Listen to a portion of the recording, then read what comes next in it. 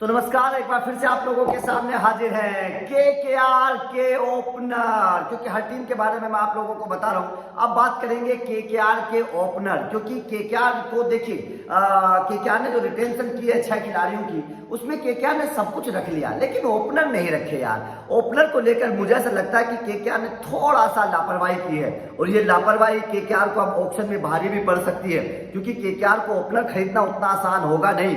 कई सारे ओपनर हालांकि हैं केकेआर की लिस्ट में, लेकिन उसके बावजूद क्योंकि ओपनर्स पर पैसा खर्च करना पड़ेगा, क्योंकि केकेआर को कप्तान भी खरीदना है, कप्तान नहीं खरीदा।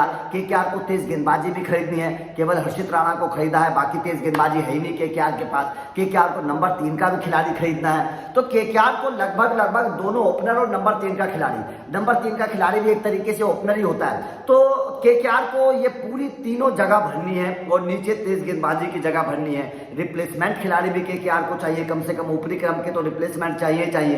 केकेआर को विकेट कीपर बल्लेबाज भी चाहिए। तो केकेआर की रणनीति क्या होगी और किन किन खिलाड़ियों को टारगेट कर सकती है केकेआर ओपनर के तौर पर, क्योंकि बजट भी देखना है। देखिए, केकेआर के पास केवल 51 करोड़ का बजट है, बजट भी देखना है। ऐसे में बजट के को देखते हुए आप तेज गेंदबाजी भी चाहिए, क्योंकि तेज गेंदबाजी के बिना तो आप सीरीज जीत ही नहीं पाएंगे। क्योंकि हमने 2024 में देखा, अगर केकेआर चैंपियन बनी तो अपनी तेज गेंदबाजी की वजह से बनी थी। तो आपको तेज गेंदबाजी भी अच्छी चाहिए, आपको ऊपरी क्रम के ओपनर भी अच्छे चाहिए। दोनों की वजह से केकेआर चैंपियन बनी थी। ऊपरी क्रम पर वेंकटेश अय्यर अच्छा खेलते थे, सुनील नरेन ने बहुत अच्छी बल्लेबाजी की थी।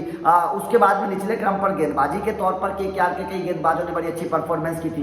तो ऐसे में केकेआर को दोनों चीजें चाहिए, और दोनों ही चीजें केकेआर के पास नहीं है। अब ऐसे में केकेआर को दिमाग लगाना पड़ेगा कि भाई साहब 51 करोड़ रुपए में आप ओपनर और तेज गेंदबाजी कैसे मजबूत करेंगे। तो चलिए डिस्कस करते हैं केकेआर के ओपनर्स को लेकर। देखिए, ओपनर्स को लेकर वैसे तो केकेआर की टारगेट लिस्ट में कई सारे खिलाड़ी हैं, लेकिन सबसे पहले अगर केकेआर किसी के पीछे जाएगी तो वो अपने वेंकटेश अय्यर हैं। केकेआर सबसे पहले अपने वेंकटेश अय्यर के पीछे जाएगी। सबसे पहले केकेआर कोशिश करेगी कि वेंकटेश अय्यर को किसी भी कीमत पर दोबारा से खरीद लिया जाए, क्योंकि वेंकटेश अय्यर को खरीदने से एक फायदा नहीं है, वेंकटेश अय्यर को खरीदने से 2-3 फायदे होंगे। सबसे पहले वेंकटेश अय्यर ऊपरी क्रम के अच्छे बल्लेबाज है, ये सबसे बड़ी बात है, और केकेआर को जानते हैं भली बात, केकेआर उनके बारे में जानती है। वेंकटेश अय्यर गेंदबाजी कर सकते हैं, हालांकि केकेआर उनसे करवाती नहीं है, लेकिन अगर करवाए तो कोई नुकसान भी नहीं है, दूसरी फायदा। और तीसरा फायदा क्या है कि लेफ्ट हैंडर बल्लेबाज जो अगर कभी लेफ्ट राइट कॉम्बिनेशन भी बनता है तो वेंकटेश अय्यर एक अच्छे हिटर हैं, जैसे हिटर की बात करते हैं। और सबसे बड़ी बात क्या, इनफॉर्म भी है, घरेलू क्रिकेट में इस वक्त रन भी बना रहे हैं वेंकटेश अय्यर। तो ऐसे में सबसे पहला नाम जो है वो वेंकटेश अय्यर का है, जिस खिलाड़ी को केकेआर टारगेट करने की कोशिश करेगी किसी भी कीमत पर। उसके बाद में दूसरे खिलाड़ी उनके अपने फिल सॉल्ट हैं। फिल सॉल्ट कमाल की टच में है, बहुत अच्छे बल्लेबाज हैं, 2024 में अच्छा करके दिखाया फिल सॉल्ट ने। तो दूसरे खिलाड़ी हैं फिल सॉल्ट। उसके बाद में तीसरे खिलाड़ी के तौर पर अगर केकेआर जाएगी ईशान किशन।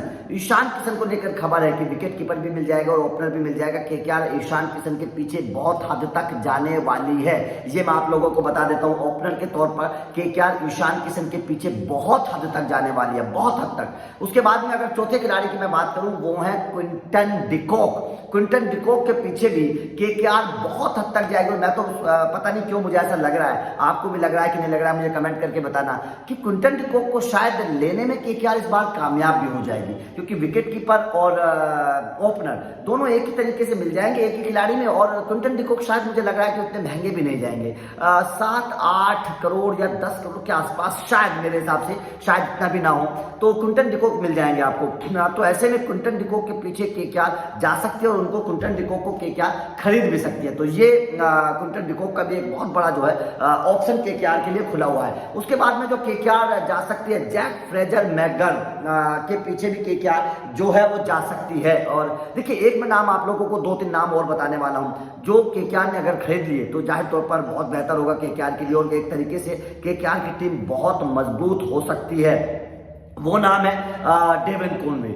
डेविन कॉनवे को चेन्नई ने छोड़ दिया, और डेविन कॉनवे किस तरीके के खिलाड़ी हैं आप जानते हैं। डेविन कॉनवे कंसिस्टेंसी से रन बनाने वाले खिलाड़ी हैं, वो लगातार हर मैच में आपको रन बनाकर देंगे। वो एक छोर को संभाल कर रखने वाले खिलाड़ी हैं डेविन कॉनवे। आपको जानते हैं आप किस तरीके की बल्लेबाजी डेविन कॉनवे करते हैं, चेन्नई को चैंपियन बनाने में डेविन कॉनवे का कितना बड़ा योगदान था ये भी आप जानते हैं। तो डेविन कॉनवे को अगर कोई केकेआर खरीद लेती है तो जाहिर तौर पर मेरे हिसाब से ये कोई गलत सौदा नहीं होगा। डेविन कॉनवे समझदार खिलाड़ी हैं, केकेआर के लिए शायद, पता नहीं, मुझे नहीं लगता आप इत्तेफाक रखेंगे कि नहीं रखेंगे, कैप्टनसी भी कर सकते हैं क्योंकि समझदार खिलाड़ी हैं और न्यूजीलैंड के खिलाड़ी हैं तो बहुत अच्छी मतलब कई सारी ट्रॉफीज में वो खेले भी हैं, तो डेविन कॉनवे एक अच्छा विकल्प हो सकते हैं केकेआर के लिए ऊपरी क्रम पर। उसके बाद में जो दूसरा खिलाड़ी है जिसको केकेआर टारगेट कर सकती है ओपनर के तौर पर, वो है रचिन रविंद्र। भाई साहब, गेंदबाजी बल्लेबाजी दोनों रचिन रविंद्र इस वक्त कर रहे हैं, कमाल की टच में भी है रचिन रविंद्र, बढ़िया बल्लेबाजी भी कर रहे हैं, तो मेरे हिसाब से रचिन रविंद्र भी कोई गलत ऑप्शन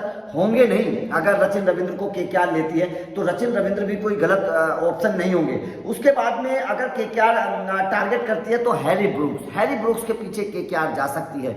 हैरी ब्रूक्स बहुत अच्छी टच में भी है इस वक्त, तो बहुत अच्छा खेल रहे हैं इंग्लैंड के लिए, बहुत कमाल की कई पारियां हैरी ब्रूक्स ने खेली है। अब तो एक मैच्योर खिलाड़ी भी नजर आने लगे हैं हैरी ब्रूक्स, तो हैरी ब्रूक्स भी एक वो खिलाड़ी हैं जिसके पीछे केकेआर जा सकती है और जाना चाहिए हैरी ब्रूक्स के पीछे, जिस तरीके के खिलाड़ी हैं हैरी ब्रूक्स। उसके बाद में अगर केकेआर के बारे में मैं बताऊं तो जॉनी बेयरस्टो, भाई साहब विकेट कीपर भी मिल जाएगा, अच्छा खिलाड़ी भी मिल जाएगा, तूफानी अंदाज में खेलते हैं, कोई प्रॉब्लम नहीं है जॉनी बेयरस्टो को लेकर, तो जॉनी बेयरस्टो भी एक केकेआर के लिए ऑप्शन बन सकते हैं। अगर केकेआर चाहे तो जॉनी बेयरस्टो को भी ले सकती है केकेआर। उसके बाद में देखिए, हालांकि मुझे लगता नहीं है कि जिस खिलाड़ी का नाम मैं आप लोगों को अब बताने वाला हूं कि वो खिलाड़ी केकेआर में आ पाएगा नहीं आ पाएगा, केकेआर उसको ले पाएगी नहीं ले पाएगी, या फिर क्या प्लान है, कितने बजट में बिकेगा। लेकिन एक और खिलाड़ी है जिसको केकेआर को टारगेट करने से 3 फायदे हो जाएंगे, विकेट कीपर भी मिल जाएगा, उसके बाद में ओपनर भी मिल जाएगा और कप्तान भी मिल जाएगा।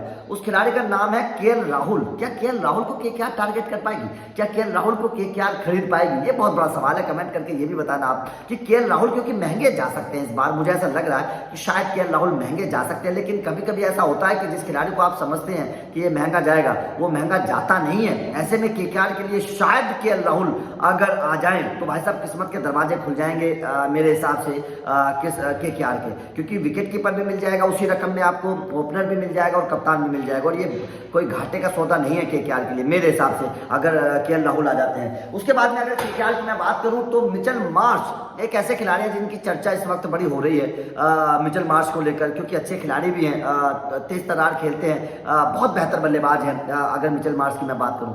उसके बाद में अगर मैं बात करता हूं केकेआर को लेकर तो भाई साहब Markram, Aiden Markram captaincy material है, सनराइज हैदराबाद ने छोड़ दिया और सनराइज हैदराबाद को 2 बार चैंपियन बना चुके हैं साउथ अफ्रीका लीग में मार्करम, लेकिन उसके बावजूद सनराइज हैदराबाद ने यहां पर छोड़ दिया है आईपीएल में उनको। और मार्करम बहुत अच्छे बल्लेबाज है, सुलझे हुए बल्लेबाज है। मार्करम आपके लिए ऑलराउंडर वाला काम करेंगे, गेंदबाजी भी करते हैं, बल्लेबाजी भी करते हैं, ओपनिंग भी करेंगे, और दूसरी बात क्या है मार्करम कैप्टनसी भी करेंगे आपके लिए, बहुत बेहतर कैप्टन आपको मिल जाएगा मार्करम, बहुत सुलझे हुए कप्तान है मार्करम की अगर मैं बात करूं तो मार्करम भी एक बहुत बेहतर विकल्प हो सकते हैं केकेआर के लिए ओपनर के तौर पर। लेकिन सबसे ज्यादा अगर केकेआर ओपनर के तौर पर किसी खिलाड़ी के पीछे जाएगी, सबसे ज्यादा जो अगर मैं बात करूं कि टॉप 5 खिलाड़ी हैं जो ओपनर के तौर पर जिनके पीछे केकेआर जाएगी, एक तो वेंकटेश अय्यर नंबर 1 खिलाड़ी के तौर पर, वेंकटेश अय्यर के पीछे केकेआर जरूर जाएगी।